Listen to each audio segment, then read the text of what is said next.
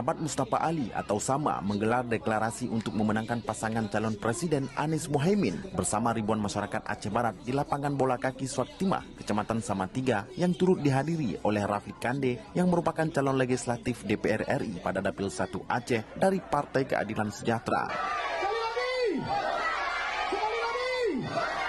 Mustafa Ali selaku Ketua Sama Aceh yang juga merupakan caleg DPRA pada Dapil 10 Aceh dari Partai Keadilan Sejahtera tersebut menyebutkan sahabat Mustafa Ali bersama masyarakat Aceh sudah siap 100% untuk mengawal dan memenangkan pasangan Anies Mohaimin pada pemilu mendatang. Sebenarnya tidak terlalu sulit lagi untuk membuat kemenangan Anies di Aceh Barat karena Anies sudah di hati rakyat Aceh. Target pemenangan Anies di Aceh Barat 80% harus Anies. Mungkin deklarasi besar akan dilakukan di Banda Aceh besok, dan untuk ini mungkin kita pernah lakukan juga di beberapa daerah lain seperti Pidi, Sabang, dan Aceh Besar. Puncaknya besok tanggal 2